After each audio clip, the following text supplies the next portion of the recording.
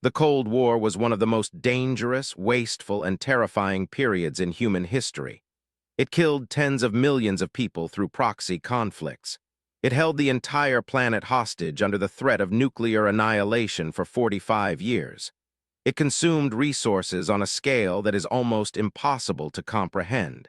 And it gave us the moon, not as a side effect, not accidentally.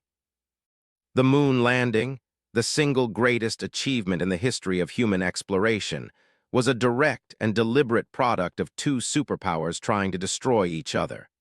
And if the Cold War had never happened, we almost certainly would not have gotten there in 1969. We might not have gotten there at all in the 20th century. That is the uncomfortable truth at the center of this video. And by the end of it, you are going to see the technology you use every single day in a completely different light. Let us start with what the space race actually was, because the story most people know is almost entirely wrong. In the popular telling, the space race was humanity's greatest adventure. Two nations, inspired by curiosity and ambition, competing to reach the stars. Neil Armstrong stepping onto the lunar surface on July 20th, 1969, planting an American flag, speaking words that echoed across the planet. One giant leap for mankind. That story is true. It is also almost completely misleading about why any of it happened. The space race was not born from curiosity. It was not born from ambition. It was born from terror. Specifically, it was born from the terror of nuclear war, from the specific military problem of how to deliver a nuclear warhead to a target on the other side of the planet faster than your enemy could respond. The rocket that put Sputnik in orbit in October 1957 was not designed by scientists dreaming of the cosmos. It was designed by Sergei Korolev, a man who had survived Stalin's gulags, working under direct military orders to solve a specific weapons delivery problem. The R-7 rocket that launched Sputnik was, first and foremost, an intercontinental ballistic missile. The satellite was almost an afterthought, a way to demonstrate the rocket's capability to a global audience without explicitly saying what that capability meant militarily. Washington understood exactly what it meant. The panic that followed Sputnik in the United States was not about science. It was not about exploration.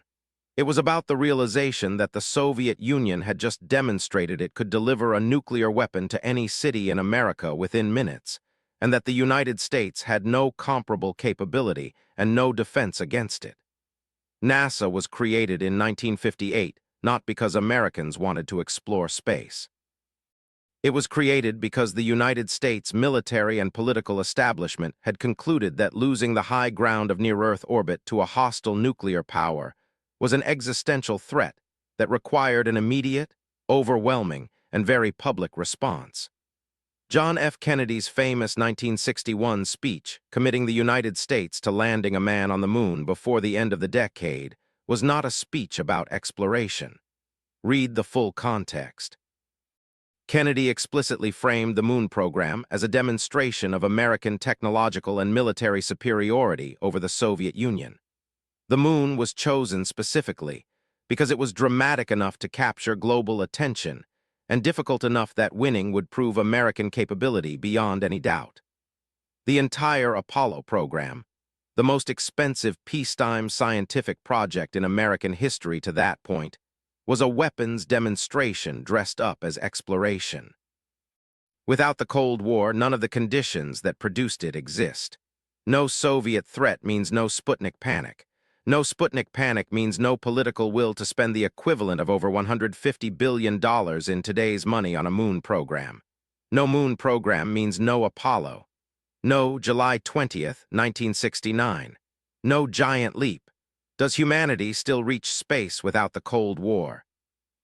Almost certainly yes, but on a completely different timeline and for completely different reasons. The fundamental science was already there. The theoretical possibility of rocket-powered spaceflight had been understood since the early 20th century. But theoretical possibility and political will backed by unlimited military funding are two entirely different things. Without the Cold War, space exploration develops the way most scientific programs develop in peacetime, slowly, incrementally, driven by curiosity and constrained by budgets. The moon landing probably happens eventually, but in the 1980s at the earliest, more likely the 1990s, perhaps not until the early 21st century. And here is where the story stops being about the moon and starts being about you. Because the 20-year delay in reaching the moon is not the most important consequence of a world without the space race. The most important consequence is everything that came from the space race as a side effect. The technology that was developed to solve specific military and exploration problems, and then transformed daily human life in ways nobody anticipated. GPS.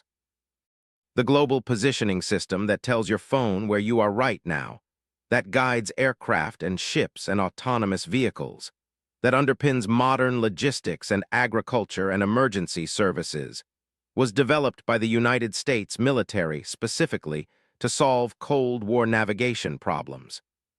The initial requirement was to guide nuclear submarines to their launch positions with enough precision to target Soviet cities accurately.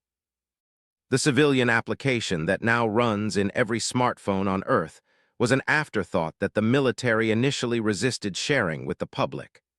Without the Cold War military investment that created GPS, the technology either does not exist or arrives decades later in a form driven by civilian needs, which means it develops far more slowly, with far less funding, solving far less ambitious problems. Satellite communications, the technology that allows this video to reach you, that allows international phone calls, that provides weather forecasting accurate enough to save hundreds of thousands of lives annually from storm warnings, that connects every financial market on Earth in real time, grew directly from Cold War military satellite programs. The first communications satellites were launched because the military needed secure global communications that could not be cut by destroying undersea cables. The civilian infrastructure that now carries the majority of global communications was built on top of military investment that would not have existed without the Cold War. Weather forecasting alone is worth examining for a moment. The accuracy of modern weather prediction, which allows governments to evacuate coastal cities before hurricanes, which allows farmers to optimize planting and harvesting, which prevents aviation disasters, which saves an estimated tens of thousands of lives per year globally, depends entirely on satellite observation networks built with Cold War military funding. Without those satellites, weather forecasting remains roughly where it was in 1950, accurate for a day or two at most, useless for anything beyond that. And then there is the Internet. ARPANET, the direct predecessor of the Internet as we know it, was funded by the Defense Advanced Research Projects Agency and designed in the late 1960s with one specific requirement: it had to survive a Soviet nuclear strike. Traditional communications networks of the era were centralized, which meant that destroying the central hub destroyed the entire network. ARPANET was designed to be decentralized, to route data automatically around destroyed nodes, so that communications could continue even after a nuclear attack had destroyed significant portions of the network. That design requirement, survive nuclear war, produced the specific architecture that makes the Internet what it is. The decentralization. The redundancy. The ability to route around damage. These are not features that a civilian communications network designed for peacetime efficiency would have developed. They are features that a military communications network designed to survive nuclear annihilation would develop. And they are precisely the features that make the Internet so resilient, so difficult to control, and so transformative as a platform for human communication and commerce. Without the Cold War, the Internet either does not exist or emerges from completely different requirements. A peacetime civilian network optimized for efficiency rather than nuclear survivability would be centralized, faster and cheaper to build, but fundamentally different in architecture and fundamentally more fragile. Whether it would have produced the same explosion of human connection and economic activity is genuinely uncertain. The smartphone in your pocket contains GPS developed for nuclear submarines. It connects to satellite networks built for military communications. It accesses the internet through an architecture designed to survive nuclear war. It was manufactured using materials science and miniaturization techniques developed largely through military and space program investment. Every time you open a Maps application, you are using technology that exists because two superpowers spent 45 years trying to build better ways to destroy each other. This is the central irony of the Cold War and the space race. The most dangerous and wasteful competition in human history produced the technological foundation of the modern world as a byproduct of trying to win a war that fortunately never happened. Now here is the question that makes this genuinely uncomfortable, and this is the detail that almost every alternate history gets wrong. If you could go back to 1945 and prevent the Cold War from happening, knowing what you know now, should you? The case for yes is overwhelming on its surface. 50 million lives saved from proxy conflicts. $8 trillion redirected from weapons toward human development. 45 years without the world living under the threat of nuclear annihilation. Dozens of nations free to write their own political history without superpower interference. But the case for yes comes with a cost that is almost never stated clearly. Without the Cold War, the technological infrastructure that connects every human being on Earth either does not exist or arrives decades later. The GPS that guides emergency vehicles to accident scenes. The satellite networks that warn coastal populations of approaching storms. The internet that has connected 2 billion people to global knowledge and economic opportunity.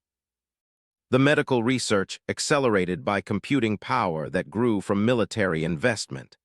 How many lives has GPS saved by guiding emergency services? How many deaths has accurate weather forecasting prevented? How many people in developing countries have accessed economic opportunity through mobile internet connections that would not exist without Cold War military satellite investment? Nobody knows. The numbers are not tracked the way war casualties are tracked, but they are real, and they are large.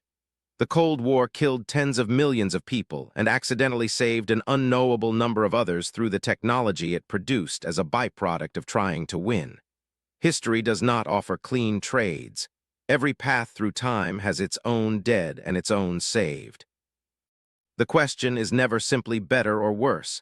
It is always different costs falling on different people in different places at different times. What the space race gave us was not what anyone intended to give us. Korolev was not trying to invent GPS. Kennedy was not trying to build the internet. The engineers of ARPANET were not trying to create a platform for global human connection.